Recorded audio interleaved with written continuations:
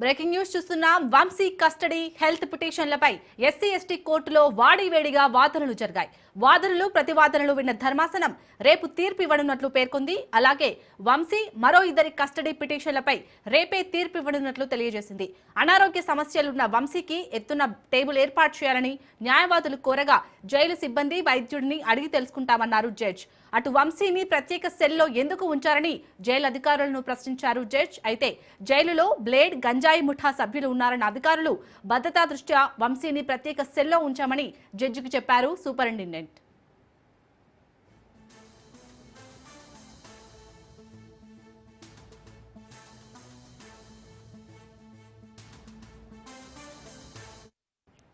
ఇక మరోవైపు వైసీపీ నేత వల్లభనేని వంశీకి ఏపీ హైకోర్టులో ఎదురుదెబ్బ తగిలింది.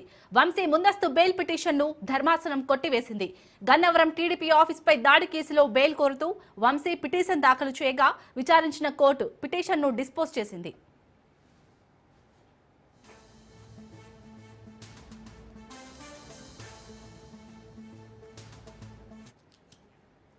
రైట్, ఇక వంశీ కస్టడీ హెల్త్ పిటిషన్లపై ఇటు ఎస్సీ ఎస్టీ కోర్టులో వాడివేడిగా వాదనలు జరిగినట్టుగా తెలుస్తుంది. దీనిపై పూర్తి డీటెయిల్స్ మా ప్రతినిధి క్రాంతి అందిస్తారు. క్రాంతి.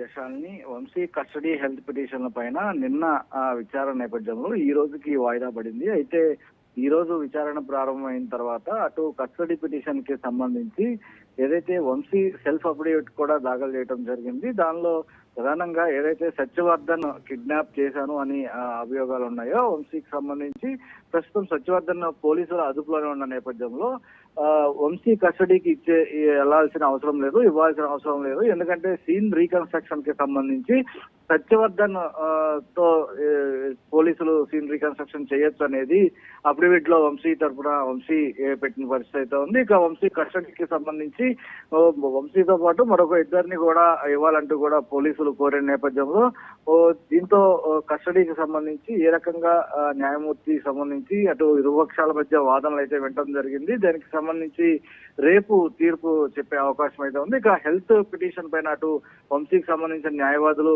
ఏవైతే హెల్త్ పిటిషన్ వేశారో దానికి సంబంధించి వాదనలు కూడా వాడివేడిగా సాగాయి. వాటికి సంబంధించిన వాదనలు కూడా ప్రస్తుతం ముగిశాయి. తీర్పుకి సంబంధించి ఎస్సీ ఎస్టీ కోర్టులో రిజర్వ్ చేయడం జరిగింది. ఈ తీర్పు అనేది రేపు ఇవ్వనున్నారు. వంశీ మరో ఇద్దరు కస్టడీ పిటిషన్ల పైన కూడా తీర్పు రేపు ఇచ్చే అవకాశం అయితే ఉంది. ఇక అనారోగ్య సమస్యలు ఉన్న వంశీకి సంబంధించి ఎత్తైన టేబుల్ ఏర్పాటు చేయాలన్న న్యాయవాదుల అభ్యర్థన మేరకు న్యాయమూర్తి జైలు సిబ్బందితో పాటు ప్రభుత్వ వైద్యులు కూడా అడిగి తెలుసుకుంటామన్న జడ్జి వంశీకి సంబంధించి ప్రత్యేక సెల్లో ఎందుకు ఉంచారంటూ కూడా జడ్జి ప్రశ్నించడం కూడా జరిగింది. ఇక జైల్లో ప్రధానంగా విజయవాడ జిల్లా జైల్లో అటు బ్లేడ్ బ్యాచ్ తో పాటు గంజాయి ముఠా సభ్యులు కూడా ఉన్నారన్న నేపథ్యంలో భద్రతా కారణాల దృష్ట్యానే అటు వంశీని ప్రత్యేకమైన సెల్లో ఉంచామంటూ కూడా సూపరింటెండెంట్ న్యాయమూర్తికి తెలపడం జరిగింది.